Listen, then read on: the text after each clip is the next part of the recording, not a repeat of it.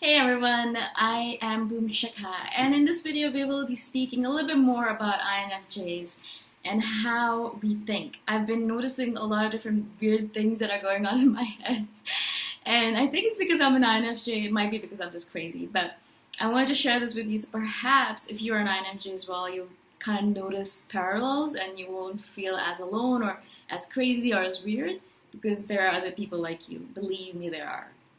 Specifically today I want to speak to you guys about relationships and how INFJs relate to other people. So we are introverts. I am an introvert myself. I don't seem like one because I can behave like an extrovert, and that's what INFJs are like. We're chameleons. So if someone is around us that's an extrovert, we can kind of emulate them and behave like them if necessary. We can be like chameleons. If there's a person who's doing something around us and we think that it will help us be closer to them or become friendlier with them, we usually don't know how to behave unless someone is around us telling us, giving us social cues, because we are very socially awkward. Obviously, over time, I've learned, what's going on with people, and I have an intuitive sense of how I should behave. But a lot of times, I say things that are really stupid, and I'm thinking to myself, really? Did you actually have to say that out loud? Just because it's in your head doesn't mean you just say it out loud, right? But that's how INFJs are. We're socially inept, really. The only reason we are charming and we are able to have relationships is because we are chameleons. We actually emulate other people and we're like, oh, we're going to parallel what you're doing, and because of that people like us. And not necessarily because they like the true us, but because they like the fake facade that we're presenting to the world. Obviously this makes us seem like psychopaths, but we're not actually psychopaths or sociopaths. We're just inept. We just don't know how to behave. So we just follow everyone else. We follow the cues that are going on in the room. If there's a bunch of people, then we don't know who to follow. That's why we're not really good in group settings, because I get confused. I'm like, this person's being really weird. This person's being very extroverted. This person's being very introverted. This person's being like this. What should I do? How should I behave? I don't know. So I'll just leave. I don't want to deal with that. It's just too tiring. It's exhausting to have to think about all that stuff. So I'll just ignore it. I'll just walk away. I'll just go back home where I can be myself and I don't have to worry about anything. Specifically though, if it's in a one-on-one relationship, I've noticed that for myself specifically, a lot of people come into my life and a lot of people leave my life. I've gone from job to job, I've traveled a lot, and people will come into my life and they'll be really precious to me for those few moments, but I know in my heart of heart that they will leave soon. This is one thing I guess INFJs are not really worried about. I don't worry about people leaving my life. I don't worry about the fact that they're only going to be in my life temporarily. They're only going to be there for a few moments and then they're going to be gone. Either they're going to die, which is rare, or they're going to move to a different place, or I'm going to move to a different place, or they're going to find new friends and we're going to become different people. We're going to drift apart, whatever it might be.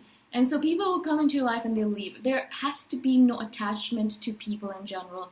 And there is no attachment with me related to people. Not even my family. I love my family to death. Don't get me wrong. And I love my friends to death as well. I specifically love my siblings a lot. And they really mean a lot to me. But I can be far away from them for a long period of time without feeling like I am missing something. I miss them to death when I'm not around them. But I know that this is a normal part of life. I know that I'm not going to spend my entire life with them. I know that we're going to be far apart from each other, and that's normal. To me, it does not make a big deal if I don't see my friends for a year, 2 years, 10 years even. I don't care, because they're still going to be my friends, unless they on their end don't believe so, and then we can drift apart, and I'm totally fine with that as well. I'm fine either way. If we see each other once in a while, I'm fine as well. If we never see each other, I'm fine as well. We can just message each other occasionally. If we never message each other, I'm still fine as well. I don't really care that much because there's a limited amount of energy that I have in the day and I want to spend it on my stuff and I want to spend it on myself because otherwise I'm giving too much of myself away. And so if I have fewer friends, that's actually really good for me. I don't like having a lot of friends. It's a weird thing. I mean, obviously on Facebook I have thousands of friends. But in reality, in life, I think I have 1 or 2 real friends and a few other acquaintances that I hang out with. But it kind of goes back and forth. So if I have a lot of influx of people coming into my life and I feel overwhelmed by all the contacts, then I'll have to give some of this away. I have to kind of cut off some people because I just can't be around too many people at the same time. It makes me sound, of course, like a real ass. It makes me sound like a bitch because I'm just like, well, I can't deal with you anymore, so I'm just gonna let you go. But that's just how it is, unfortunately. It's just my energy system and how much I have to give to the world. I am really focused on myself. Most INFJs are not like that. They haven't learned how to cull their friendships down. So what they do is that they give too much of themselves away, and then they're too tired all the time. They're exhausted. They feel uncomfortable with themselves. They don't know who they are because they're always looking to others to define them. So for me, I finally realized that I can't do that anymore. I'd rather be alone for the rest of my life than have someone else define who I am or tell me what I am and what I should do, or have friends that don't actually understand the amount of time and space that I need. I need a lot of time and space. I mean, some people are surprised at how long I can go on my own. I can sit in my apartment and do my work, occasionally go out to get food. I can sit in my apartment for weeks on end and not feel a need for human contact. And when I do have a need for human contact, I can just go to the mall and walk around, or walk on the streets and be among people, and that's more than enough for me. I don't actually need one-on-one contact with people. I'm so grateful that I have that, and I'm grateful that I have people in my life that want to hang out with me, that miss me and want to be with me, but it's not necessarily, unfortunately, that I need it. A lot of times I can be totally fine not having any friends at all. I'm far away from family right now, and I message my family occasionally, but it's not that and this makes me sound really horrible. It's not like I actually need to be around people.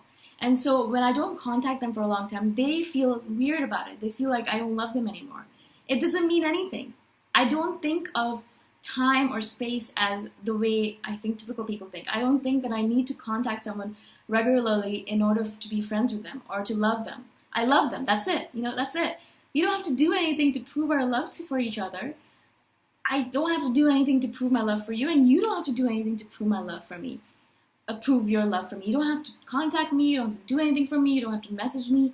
You don't have to hang out with me. If I love you and you love me, that's it. That's it. That's all we need to do. It's written in stone, and it won't change. It doesn't change if we spend more time with each other or less time. It's just the way it is. But because I need so much space and time on my own, by myself, in my apartment, in my cave, with no human contact, literally no human contact, that's why I have very few friends. And weirdly enough, I'm not even really attached to the friends I do have. I'm not saying that I don't love them. Again, I love them to death. I love every person that I've met, every person that I have, every person that I know. Absolutely to death. And I'm so grateful that they are in my life. But I don't need them. I don't want them in a way where I would be incomplete without them. I don't need to spend time with them. They're there and I love it, but I don't need them. I'm fine on my own. It's so hard to explain it. And so a lot of people, when they become friends with me at first, they want to hang out with me all the time. And I have to really I have to set boundaries. No, we can't do it. We can't hang out all the time. And a lot of them don't understand, and they drift away from me because some people do want to spend a lot of time with their friends. I don't. I actually don't like it. I don't like spending too much time with one person or people in general. I feel uncomfortable. I want to be on my own as much as possible. It makes me sound like a psychopath, I know. But INFJs are like that. Specifically when we know ourselves and we're really in tune with who we are, we don't actually need to be around people for a long period of time. And so we can be on our own. We can be those people who go off to a cave on our own and are spending time on our own, and we're totally fine with that, right? There's so much going on in my internal world, in my imagination, in my dream world, that I never feel alone, really. Like right now, I feel like I'm surrounded by all of these imaginary creatures. My muse is here, she's sitting right next to me. All these fairies, goblins, all that invisible world is all around me right now. So I'm always surrounded by people. And then when I go off to sleep, there are people in my dreams, so many people in my dreams, that when I wake up, I feel like, I really just want some time alone. It's odd, I know, but last night I had a dream where there were so many people in my dream. The family was there, their friends and all that stuff. And I actually woke up and I was like, I need some time on my own, people. I don't want to be around people. And that's odd again, but that's how it is. And I don't know if all INFJs are like this, but specifically for me, this is the case. I don't get attached to people. And a lot of people don't like that.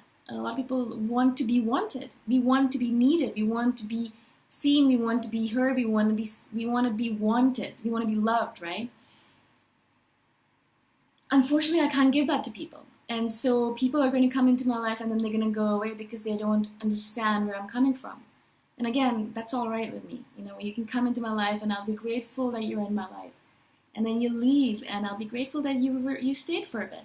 And then there'll be someone else who comes into my life and then I'll stay with them for a bit. And then perhaps they'll move on.